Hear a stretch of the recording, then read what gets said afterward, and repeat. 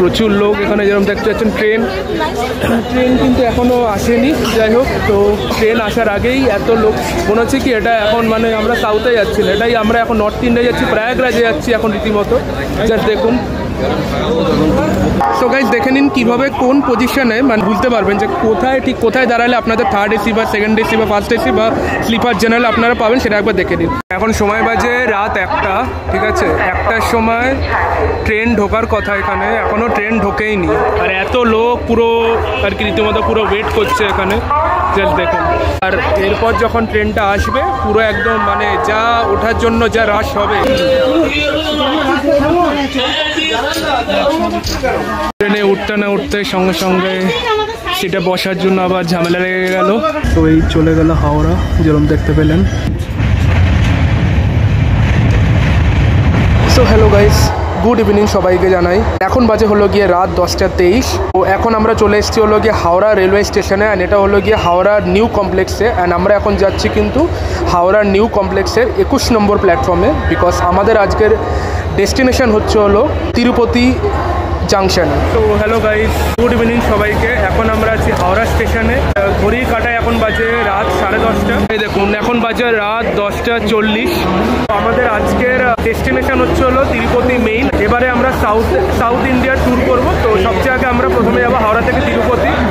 তো আমাদের আজকে যে ট্রেনটা করে যেটা আমরা যাব, ঠিক আছে, আমরা পুরো ফুল ফ্যামিলি যাচ্ছি। এবং যে ট্রেনটা করে আমরা যাবো সেটা হলো 12368 যশবন্তপুর এক্সপ্রেস। এবার আমরা এই ট্রেনটা ছাড়ার কথা 10:45, রাত 10:45। বাট ট্রেনটা এমনি বিগত মানে অনেকদিন ধরে লেট করছে। এবার আজকেও প্রচণ্ড বেশি লেট হয়েছে। 10:45 ছাড়ার কথা 1টা নাগাদ ছাড়ছে। এই দেখুন এখানে 1টা। তো এতটা লেট করবে এটা আমরা মানে ভাবতে পারিনি। যাই হোক, এখন দেখা যাক। ওয়েট করতে হবে আরও 2-3 ঘন্টা প্ল্যাটফর্মে হাওড়া স্টেশনে বসেই। ছাড়বে হলো গিয়ে 21 নম্বর প্ল্যাটফর্ম থেকে। তো বাকি সবটা যা হবে আপনাদের সাথে শেয়ার করব।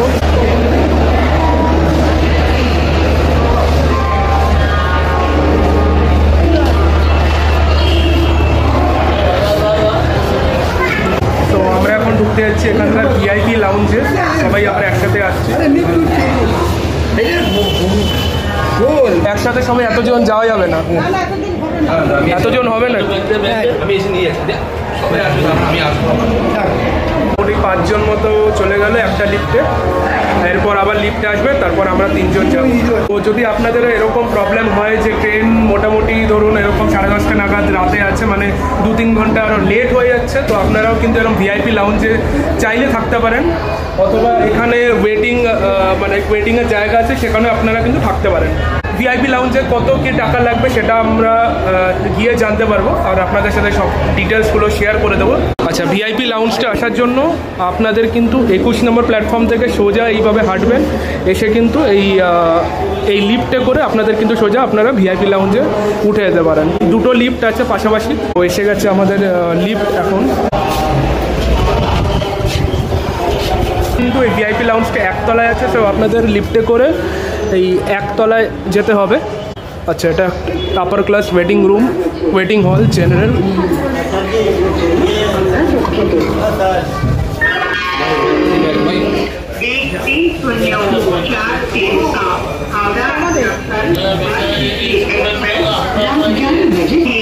সো এখানে কিন্তু সামনেই টাইম টেবিলটা আছে, যেরকম আপনারা দেখতে পাচ্ছেন। সাথে কিন্তু এখানে কিন্তু অ্যানাউন্সমেন্টও চলছে। সো আপনারা কিন্তু যদি এখানে আপার ক্লাস ওয়েটিং রুমে যদি আপনারা ওয়েট করেন, তো আপনাদের কিন্তু এখানে অ্যানাউন্সমেন্ট প্লাস টাইম টেবিল সবই আপনারা এখানে দেখতে পাবেন। এই হলটা কিন্তু মানে এই আপার ক্লাস ওয়েটিং রুমটাতে এটা হচ্ছে পুরোটাই এসি। আর 20 টাকা পার হেড পার ঘন্টা, 20 টাকা পার হেড পার ঘন্টা। আচ্ছা, এখানে কিন্তু প্রচুর চার্জিং পয়েন্টও আছে, যেরকম আপনারা দেখতে পাচ্ছেন। এই যে এখানে একটা, তারপর আরও অনেক পেছনেও অনেক চার্জিং পয়েন্ট আছে, যেরকম দেখতে পাচ্ছেন। এখানে টাইমও সব কিছু দেখা যাচ্ছে, টাইম টেবিলও আছে, অ্যানাউন্সমেন্টও হচ্ছে। আর সামনে কিন্তু একটা ওয়ার্নিং মতো দেওয়া আছে, যেরকম আপনারা দেখতে পাচ্ছেন, যে luggage, mobile, laptop, charger or any item at your own risk. তো আপনাদের নিজেদের আইটেম কিন্তু মানে আপনাদের যা যা লাগেজ চার্জার ল্যাপটপ যা যা আছে সব কিছু আপনারা কিন্তু নিজেদের রেসপন্সিবিলিটি সাবধানে রাখবেন আপনাদের কাছে।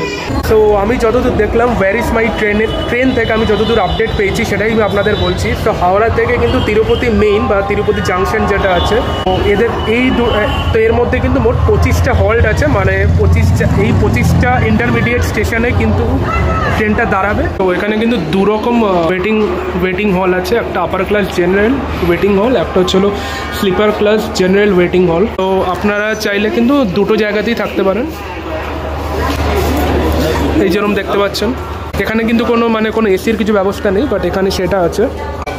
তো আমাদের লাগেজ সব এখানে আমরা সব কিছু রেখে দিয়েছি অ্যান্ড আমরা এখন এখানে বসে আছি। গাইস এই এসি আপার ক্লাস ওয়েটিং হলে কিন্তু এখানে কিন্তু সিসি ক্যামেরাও আছে। তো সব কিছু কিন্তু 24/7 মনিটরিং হচ্ছে এখানে।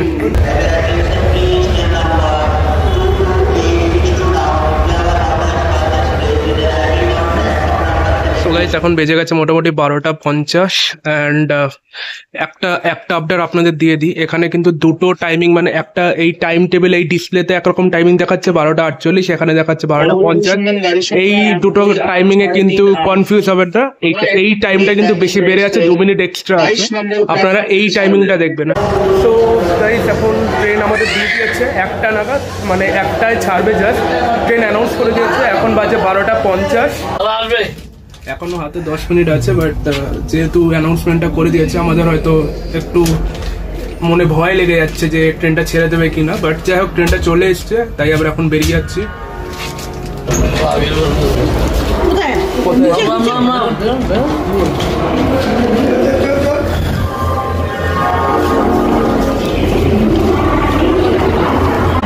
সো এটা কিন্তু আপনারা একবার ডিসপ্লে টাইম টেবিল বোর্ডটা বা ডিসপ্লেটা একবার একটু দেখে নেবেন। তো আমাদের ট্রেন দিয়েছে কিন্তু মানে 22 নম্বর প্ল্যাটফর্মে। তো আমরা কিন্তু আছি টোটাল 8 জন মতো আমাদের এই পুরো এবারের টিমে। তো আমরা 8 জন এবার পুরো যাচ্ছি। তো আপনারা কিন্তু যখন একবার আসবেন, মানে ট্রেনম্যান বা ওই ধরনের ওয়্যার ইজ মাই ট্রেনে এগুলো সব দেখিয়ে দেয় যে কোন পজিশনে কিন্তু স্লিপার, তারপর থার্ড এসি, সেকেন্ড এসি সবগুলো কিন্তু পরে, ওইগুলো একবার অ্যাপে থেকে আপনারা কিন্তু দেখে আসবেন। হচ্ছে দুজন সিনিয়র সিটিজেন, আরেকটা পিএনআর দুজন সিনিয়র সিটিজেন, আমার বাবা মা, আমার শ্বশুর শাশুড়ি, আর আরেকটা পিএনআরে হচ্ছে আমার ভাই, আর 4 নম্বর পিএনআরে হচ্ছে 4 নম্বর পিএনআরে অ্যাকচুয়ালি সবারটা একসাথে গেছিলাম, কিন্তু সবার আপার বার্থ হয়ে যাওয়াতে আবার সবার জন্য আলাদা করে পিএনআর কাটতে হয়েছে, টিকিট কাটতে হয়েছে। তাই 4 নম্বর পিএনআরে আমি, আমার হাজব্যান্ড, আমার বাচ্চা। প্রচুর লোক এখানে যেরকম দেখতে পাচ্ছেন।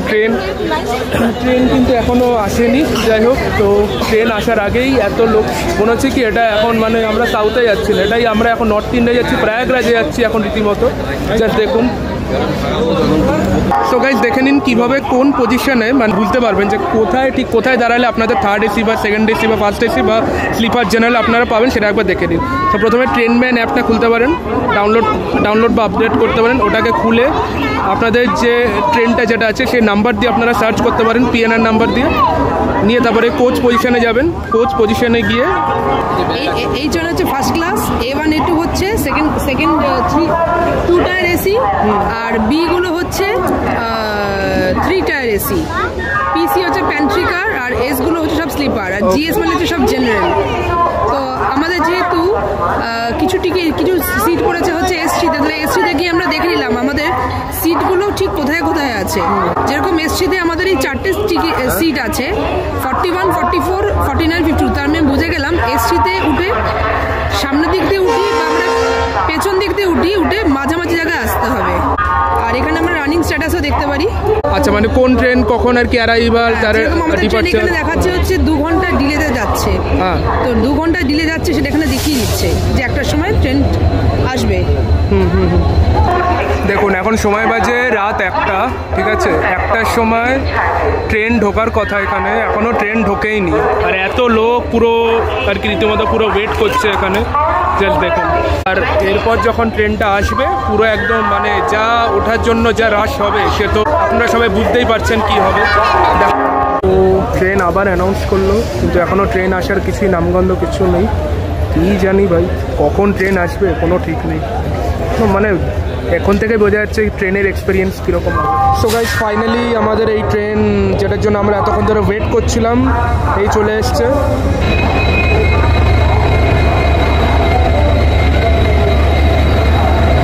হ্যাঁ এই ট্রেনটাই আমাদের। তো আমরা এখন যাচ্ছি S3 এর কাছে, S4 আর S3 এর কাছে। সো এই ফাইনালি আমরা পৌঁছে গেছি S3 এর কাছে। তো আমাদের এখন এইখানে উঠতে হবে। তো লাগেজ টাগেজ ঢুকিয়ে কোচে উঠে তারপর বাকিটা আপনাদের সাথে তারপরে কথা বলছি।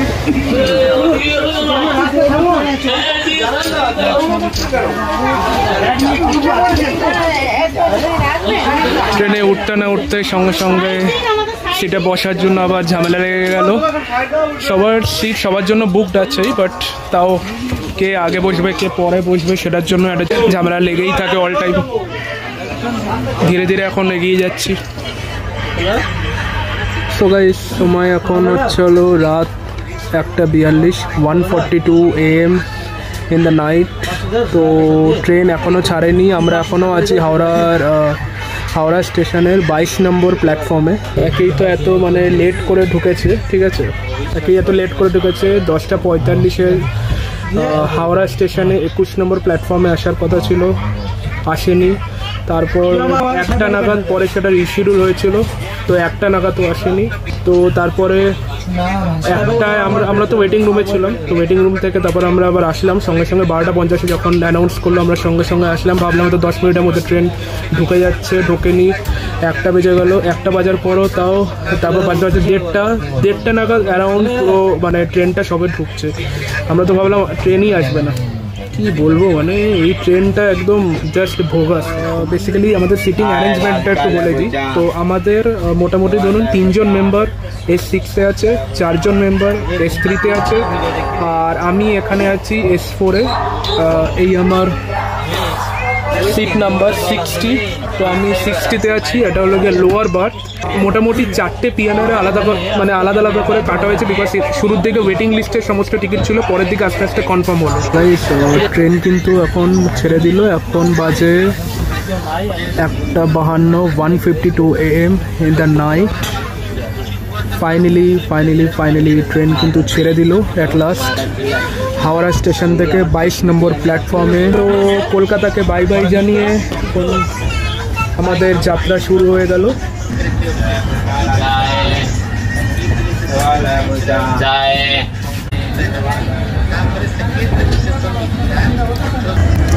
তো এই চলে গেল হাওড়া, যেরকম দেখতে পেলেন।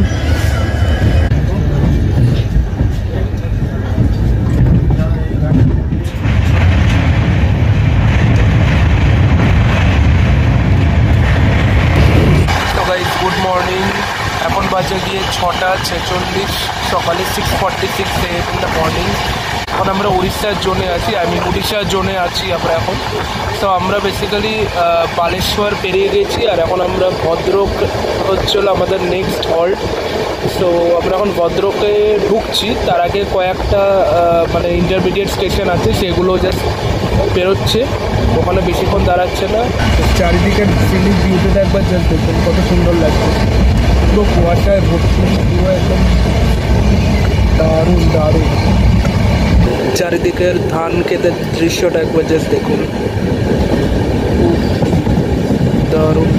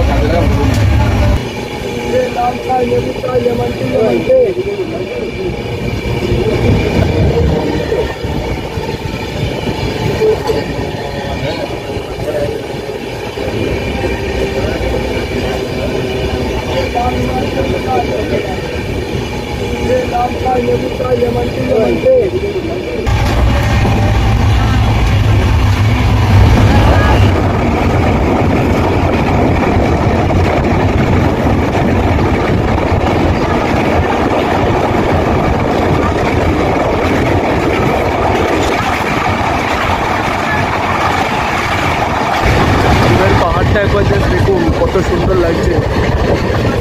তো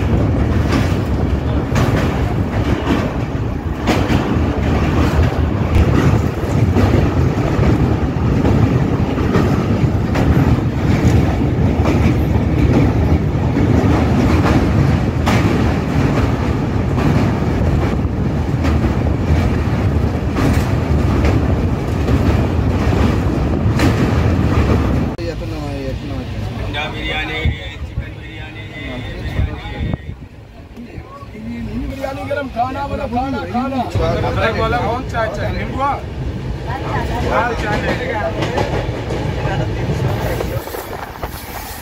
গাইজ এই সামনে যে বড় লেকটা যেটা দেখতে পাচ্ছেন এটা হলো গিয়ে চিল্কা লেক, আমাদের সবার প্রিয় চিল্কা লেক।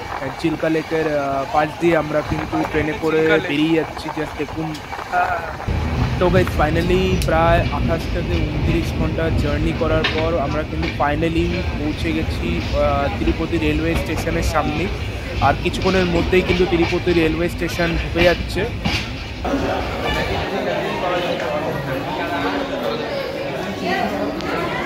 ফাইনালি প্রায় 28 ঘন্টা জার্নির পর প্রায় অ্যারাউন্ড 28 ঘন্টা 8.5 28.5 আওয়ার্স জার্নি করার পর আমরা ফাইনালি এখন পৌঁছে গেছি তিরুপতি রেলওয়ে স্টেশনে। দেখতে পাচ্ছেন। তো গাইস এই হচ্ছিল সেই ট্রেন যেটা আমার সামনে দিয়ে বেরিয়ে যাচ্ছে, যেরকম দেখতে পাচ্ছেন। তো এটাই হচ্ছিল সেই ট্রেন যেটা কিনা আমাদের হাওড়া থেকে তিরুপতি অব্দি নিয়ে আসলো, আই মিন ইয়াশবন্তপুর এক্সপ্রেস। অ্যান্ড এই ট্রেনটা কিন্তু সিরিয়াসলি বলতে গেলে প্রচণ্ড ঝোলালো। আই মিন হাওড়াতে ঢুকতে কিন্তু প্রচণ্ড লেট করলো, প্রায় 5-6-7 ঘন্টা প্রায় আর কি লেট করেছে, অনেকটা লেট করেছে।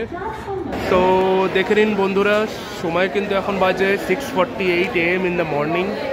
তো গাইস এরপর আমরা তিরুপতি স্টেশন থেকে বাইরে বেরিয়ে আমরা কিন্তু একটা অটো ধরে নেব, এবং এই অটো করে কিন্তু আমরা আমাদের তিরুপতিতে যে হোটেলটা বুক করা আছে সেখানে কিন্তু আমরা এবার যাব। সো আজকের ভিডিওটা কিন্তু এখানেই শেষ করছি। সো যদি আপনাদের আজকের এই ভিডিওটা ভালো লাগে, সো প্লিজ ভিডিওটাকে লাইক করে দিন, শেয়ার করে দিন, এবং আমার চ্যানেলটাকে প্লিজ সাবস্ক্রাইব করে দিন। এবং এরপরের ভিডিও কিন্তু খুবই এক্সাইটিং এবং খুবই ইনফরমেটিভ হতে চলেছে, বিকজ এরপরের ভিডিওতে কিন্তু আমরা কিভাবে মানে তিরুপতি বালাজি মন্দিরে যাচ্ছি এবং কিভাবে কোথায় কি বুকিং করতে হবে মানে মন্দিরে যাওয়ার জন্য, সবটাই কিন্তু আমি এর পরের ভিডিওতে আপনাদের সাথে শেয়ার করব। সেই জন্যই বলছি অবশ্যই চ্যানেলটাকে সাবস্ক্রাইব করে দিন, অ্যান্ড প্লিজ বেল আইকনটাকে প্রেস করে রাখবেন সাবস্ক্রাইব বাটনের পাশে, যাতে কিনা আমি যখনই এরপরের ভিডিওগুলো ছাড়বো সবার আগে আপনাদের কাছে খুব তাড়াতাড়ি যাতে পৌঁছে যায় এবং আপনারা ভিডিওটা সঙ্গে সঙ্গে দেখতে পারেন। সো দেখা হচ্ছে আপনাদের সাথে এরকমই একটা ইনফরমেটিভ এবং এক্সাইটিং ব্লগের সাথে। So till then, stay healthy, stay positive, and by.